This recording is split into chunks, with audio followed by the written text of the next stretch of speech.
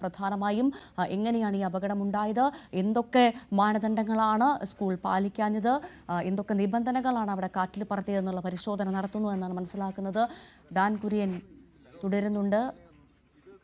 ബാലാവകാശ കമ്മീഷൻ അധ്യക്ഷൻ അദ്ദേഹത്തിൻ്റെ പ്രതികരണം ഉടൻ ഉണ്ടാകുമെന്നാണ് പ്രതീക്ഷിക്കുന്നത്. എന്തായാലും വലിയ അനാസ്ഥയുടെ ഒരു ഇരയാണ് ഇന്നലെ സംഭവിച്ചത്. ആ കുഞ്ഞിന് ജീവൻ നഷ്ടപ്പെട്ടിരിക്കുന്നു. എന്ത് പറഞ്ഞാൽ പോലും എന്ത് പറഞ്ഞാണ് ആ കുടുംബത്തെ നമുക്ക് സമാധാനിപ്പിക്കാനാവുക? ഒരു വലിയ അനാസ്ഥ, വലിയൊരു വീഴ്ച സ്കൂളിൻ്റെ ഭാഗത്തു നിന്നുണ്ടാകുമ്പോൾ ആ സ്കൂളിലേക്ക് അച്ഛൻ്റെ കൈപിടിച്ച് ചെന്ന 8ാം ക്ലാസ്സുകാരനാണ് ജീവൻ നഷ്ടപ്പെട്ടത്. സ്കൂൾ പറഞ്ഞ മാനദണ്ഡങ്ങൾ, സ്കൂൾ പാലിക്കേണ്ട മാനദണ്ഡങ്ങളൊന്നും അവിടെ ഉണ്ടായിരുന്നില്ല. പല വീഴ്ചകളും സംഭവിച്ചിരിക്കുന്നു എന്ന് ഇന്നലെ വിദ്യാഭ്യാസ മന്ത്രി തന്നെ തുറന്നു പറയുന്ന സാഹചര്യം ഉണ്ടായിരിക്കുന്നു. അവിടുത്തെ HM എന്തെടുക്കുകയായിരുന്നു എന്നാണ് ഇന്നലെ ബി ശിവൻകുട്ടി മന്ത്രി അദ്ദേഹം ചോദിച്ചത്. എന്തായാലും പ്രധാന അധ്യാപകനെ സസ്പെൻഡ് ചെയ്യും എന്നുള്ളൊരു വിവരമാണ് ഇപ്പോൾ ലഭിക്കുന്നത്.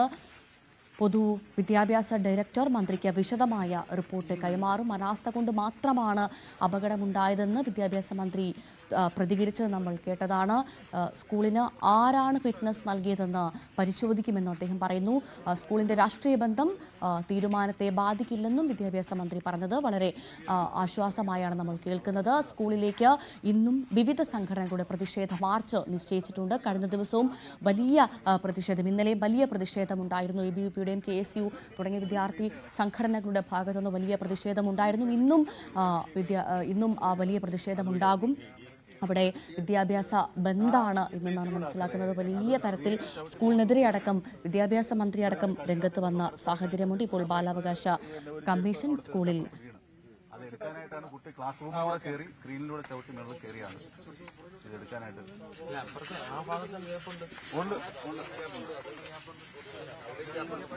അതെ,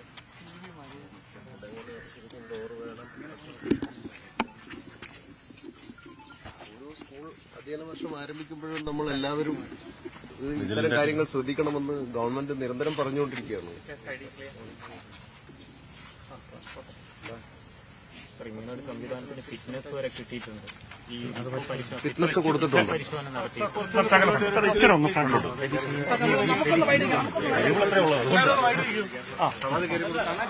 അത് പരിശോധിക്കാം.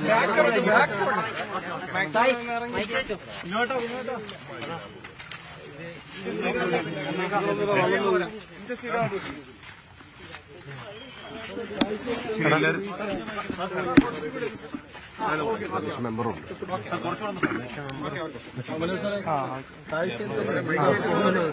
അല്ല,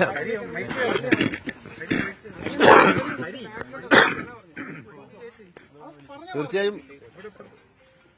നിരുത്തരവാദിത്വപരമായ ഒരു സമീപനം തന്നെ ഇവിടെ ഉണ്ടായിട്ടുണ്ട് എന്നാണ് ഞങ്ങൾ മനസ്സിലാക്കുന്നത്. കാരണം ഇവിടുന്ന് കാഴ്ചയിൽ തന്നെ ഇത് കാണുന്നുണ്ട്. കുട്ടികൾക്ക് അതുവഴി ഇറങ്ങി വരാൻ കഴിയുന്ന തരത്തിൽ കുട്ടികളല്ലേ, കുട്ടികളുണ്ടാവുന്ന എല്ലാ സ്ഥലങ്ങളും സുരക്ഷിതമായിരിക്കണമെന്ന് തന്നെയാണ് ഞങ്ങൾ ആഗ്രഹിക്കുന്നത്. ഗവൺമെന്റ് നിലപാടും അതുതന്നെയാണെന്നാണ് ഞങ്ങൾ മനസ്സിലാക്കുന്നത്. പക്ഷേ ഇങ്ങനെയൊരു സംവിധാനം ഇവിടെ ഇത്രയും കാലമായിട്ടുണ്ടായിട്ടും ബന്ധപ്പെട്ട അധികാരികൾ അത് ശ്രദ്ധിച്ചില്ല എന്നത് വീഴ്ചയായിട്ട് തന്നെ കമ്മീഷൻ കാണുകയാണ്. അതിൽ ഇലക്ട്രിസിറ്റി ബോർഡിന്റെ ഭാഗത്തുനിന്ന് ഉണ്ടായിട്ടുണ്ടാവാം, പഞ്ചായത്തിന്റെ ഭാഗത്തുനിന്ന് ഉണ്ടായിട്ടുണ്ടാവാം, വിദ്യാഭ്യാസ വകുപ്പിന്റെ ഭാഗത്തുനിന്ന് ഉണ്ടായിട്ടുണ്ടാവാം. ഇത് പരിഹരിക്കാൻ ഒരു അപകടം നടക്കേണ്ടി വന്നു എന്ന് പറയുന്നത്, ഒരു ദുരന്തം നടക്കേണ്ടി വന്നു എന്ന് പറയുന്നത് വളരെ കഷ്ടമാണ്.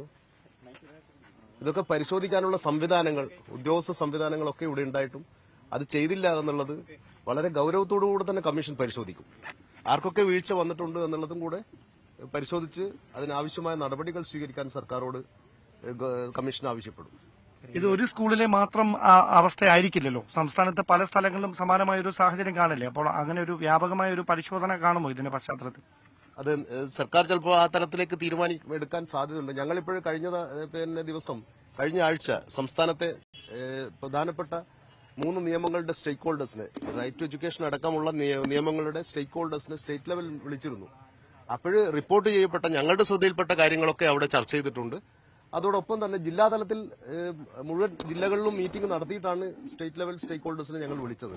അവിടങ്ങളിലൊക്കെ പരിശോധന നടത്തിയിട്ടാണ് ഇവിടെ എത്തിയത്. നമ്മുടെ ശ്രദ്ധയിൽപ്പെട്ട വിഷയങ്ങൾ മുഴുവൻ ബന്ധപ്പെട്ട മുതിർന്ന ഉദ്യോഗസ്ഥരെ അറിയിച്ചിട്ടുണ്ട്. ഇനി അതിന്റെ റെക്കമെൻഡേഷൻസ് അതും കൂടെ ഞങ്ങൾ സമർപ്പിക്കും. അതോട് ഒരു അടച്ചുറപ്പുണ്ടോ ഈ സ്കൂൾ കെട്ടിടത്തിനെന്ന് തോന്നുന്നുണ്ട്? ഈ കുട്ടികൾക്ക് ഇറങ്ങി വരാൻ പാകത്തിലാണോ ഈ ഇല്ല, അടച്ചുറപ്പില്ലാന്ന് തന്നെയാണ് ഞങ്ങൾ മനസ്സിലാക്കുന്നത്. കാണുന്ന കാഴ്ചയിൽ തന്നെ അങ്ങനെ തന്നെ അനുഭവപ്പെടുന്നു. അടച്ചുറപ്പില്ല. അത് പരിശോധിക്കാം. എന്തായാലും അത് ഗൗരവത്തോടെ പരിശോധിക്കേണ്ട ഒരു വിഷയം തന്നെയാണ്. സ്ഥാപിച്ചു ഇത് ഈ മേലെ ഇപ്പൊ ഷെഡ് സ്ഥാപിച്ചല്ലോ. ഷെഡ് സ്ഥാപിക്കണമെങ്കിൽ തന്നെയും ഈ ഒരു മെയിൻ സ്വിച്ച് ഓഫ് ചെയ്യേണ്ടി വരുമല്ലോ. അപ്പം അത് KSEBിയുടെ അറിവോടെയാണ് അപ്പൊ ഇത് നടന്നതെന്നുള്ളതല്ല അത് തെളിയിക്കുന്നത്. അല്ലാണ്ട് ഒരു തൊഴിലാളിക്ക് അതിന്റെ മേലെ കയറി ജോലി ചെയ്യാൻ പറ്റുമോ? ജോലി ചെയ്യാൻ പറ്റില്ല. ഈ ഷെഡ് സ്ഥാപിക്കാൻ ഒരു തൊഴിലാളിക്ക് അതിന്റെ മേലെ കയറി ജോലി ചെയ്യാൻ പറ്റില്ല. അത് KSEB അറിഞ്ഞോ ഇല്ലയോ എന്ന് നമുക്ക് പരിശോധിക്കാം. എന്തായാലും ഞങ്ങൾ അത് ഗൗരവത്തോടു കൂടെ തന്നെ അത് പരിശോധിക്കും. ഇപ്പൊ കൈകഴുകുകയാണ്, നമുക്കറിയില്ലായിരുന്നു ഇത് സ്ഥാപിച്ചതെന്നുള്ളതാണ് അവർ പറയുന്നത്. അങ്ങനെ അവർക്ക് പറയാൻ പറ്റുമോ? അങ്ങനെ പറയാൻ പറ്റില്ല.